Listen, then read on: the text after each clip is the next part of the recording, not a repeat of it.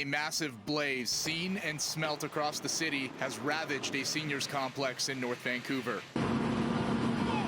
Thankfully, there were no fatalities, but paramedics on scene treated 5 people, 2 of which were transported to hospital with minor injuries. District of North Vancouver Fire Chief Mike Dank says crews had to rescue 10 people who were trapped on their balconies and that the fire was extremely complex. When you go into a fire and your ears are burning, that's too hot for them to be in there. Again, they did everything they could to suppress this fire as quickly as possible. But when a building is under construction, it's very hard to do that when you don't have drywall that stops the spread of fire.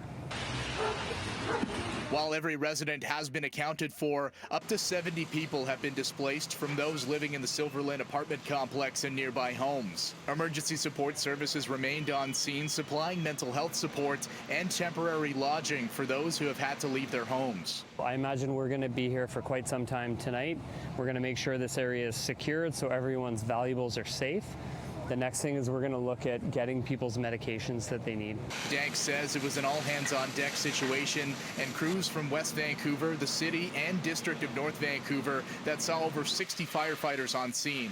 The same complex was struck by a fire back in 2022 that claimed the life of 1 person and displaced 70 residents. This building was under renovations, and fire crews say the blaze likely started in the construction area, but they could not determine the cause. We just got a call from management at Silverlyn.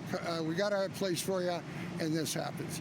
So it's just been a comedy of errors. I hasten to say, is there a curse involved somewhere here? Brian Smith had been living at Silverlyn for over 20 years and was among those displaced by the first fire in 2022. He intended to move back in next week until he saw his old home go up in flames for a second time. It's really hard. It's very stressful to go through. You don't know if you're, where you're living for the night. And fortunately, as I said, the emergency service people come in, and they're really good. Unfortunately, I see some familiar faces today. And for those folks, I'm sure it was an extremely difficult morning to have to wake up and respond in this way. District of North Vancouver Mayor Mike Little says it's frustrating to see this complex on fire a second time, especially when more housing for seniors is needed. We're always under immense pressure for housing appropriate to seniors in our community, particularly with a lower price point for costs for the monthly bills. And so to see this taken out of service, it's going to be very impactful on quite a number of very vulnerable people in our community. For now, this community is rallying to help those affected by this heartbreaking event. In North Vancouver, Joe Sadowski, City News.